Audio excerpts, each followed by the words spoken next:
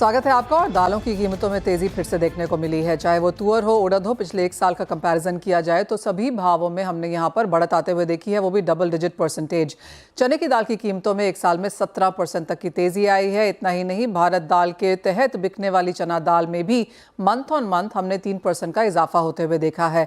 इन सब पर बात करने के लिए हमारे साथ है एग्रोकॉप इंडिया ट्रेड सर्विसेज के डायरेक्टर सोहेल ताना। सोहेल नमस्कार, शुक्रिया, स्वागत है आपका CNBC आवाज पे। और सबसे पहले तो ये जो दालों की इन्फ्लेशन है जो रुकने का नाम नहीं लेती, वन आफ्टर दी अदर हमने यहाँ पर इसे मूव होता हुआ देखा है। एज ऑफ नाउ जो स्थिति है स्पेशली चने में लेकर आप कैसे देखते हैं?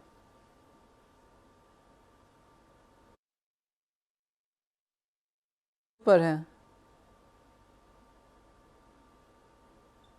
मनीषा जी, नमस्कार। हाय। हाँ जी। हाँ जी।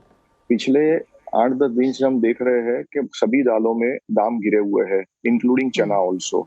ओके। इसके दो दो चीज है कि एक तो सरकार ने जो स्टॉक लिमिट लगाई है तुअर पे और चने पे, और 45 डेज में इंपोर्ट का माल इंपोर्टर को बेचना है। इस तुअर का दाम घटा हुआ है ऑलरेडी, ऊपर से 15 रुपया किलो घट गया है। चने में भी घट आई हुई है।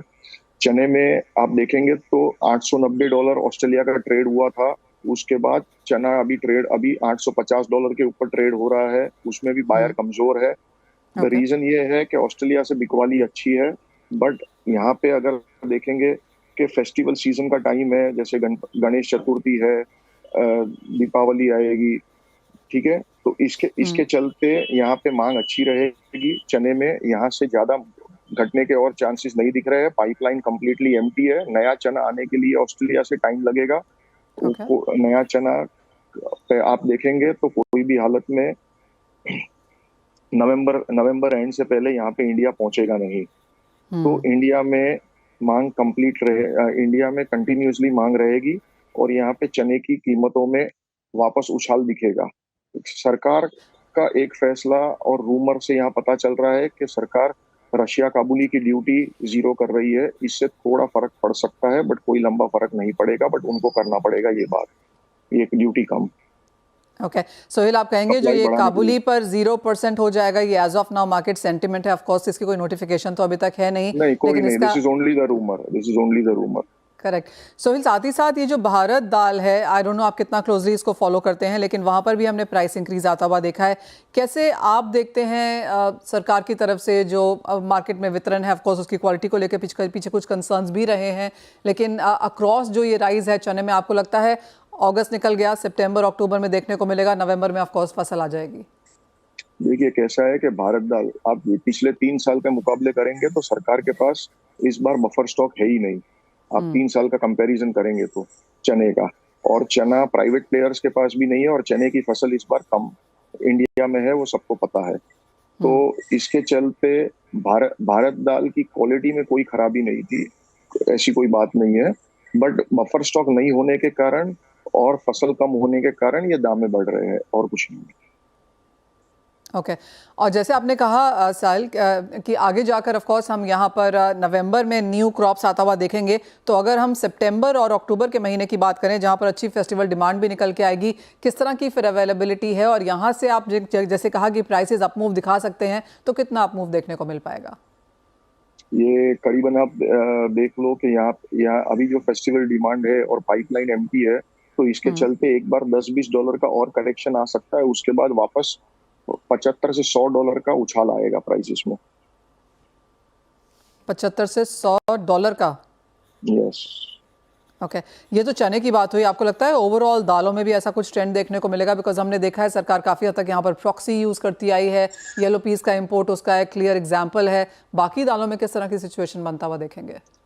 देखिए, तुअर के दाम बहुत घट चुके हैं, तो नीचे भाव में थोड़ी डिमांड अच्छी है। नई तुअर आने में टाइम है। अभी जो हाल फिलहाल है, अफ्रीका का प्रेशर ज्यादा है, तांजानिया एंड मोजम्बिक का, बट लेमन और सूडान की अवेलेबिलिटी बहुत कम है।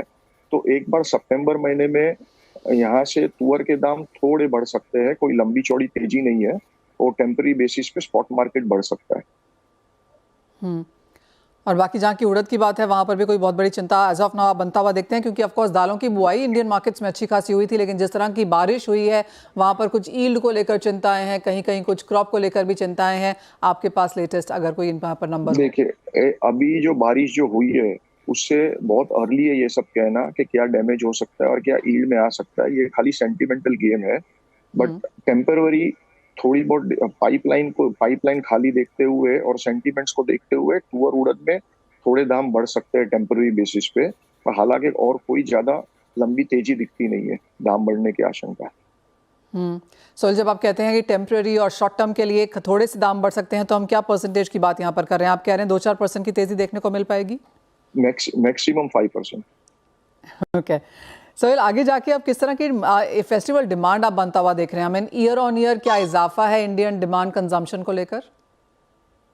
देखिए, आज की डेट में जब प्राइजेस बढ़े हुए रहते हैं तो कंजम्पशन नेचुरली, जो दाम बढ़े हुए रहते हैं उसकी कंजम्पशन स्लो हो जाती है ईयर ऑन ईयर जितने प्राइस बढ़ते हैं।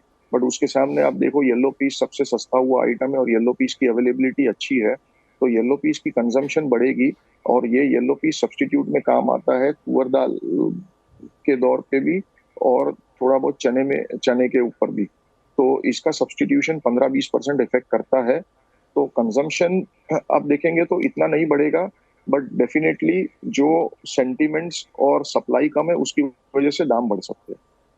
सोहेल, एक फाइनल सवाल, और हम काफ़ी सारी रिपोर्ट्स आता हुआ देखते हैं कि किस तरह से भारत में सेल्फ सफिशिएंसी नहीं है, इंपोर्ट्स पे यहाँ पे हमें लगातार डिपेंड करना होगा।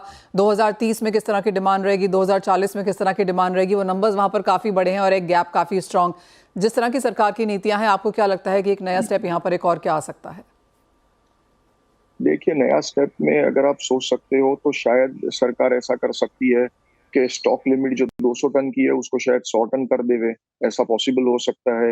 या रशिया काबुली की ड्यूटी जो 0 कर सकती है। थर्ड थिंग, येलो पीस शायद एक्सटेंड कर सकती है। बस यही चीज दिखती है और तो कोई दिख नहीं रही है। Alright, fair point. सोहेल, बहुत शुक्रिया हमारे साथ आज यहाँ पर जुड़ने के लिए और तमाम दालों पर अपने व्यूज़ भी शेयर करने के लिए। तो क्लियरली कुछ बहुत प्राइस में तेज़ी यहाँ पर देखने को मिल सकती है, क्योंकि जो इंटरनेशनल स्टॉक्स हैं उनको आने में अभी समय है, फेस्टिवल सीजन सामने खड़ा है, तो डिमांड अच्छी खासी है और कुछ सपोर्ट हमने प्राइसेस में ऑलरेडी आता हुआ देखा भी है और अगले 2 महीने में एक सपोर्टेड मूव्स रह भी सकते हैं। इसी के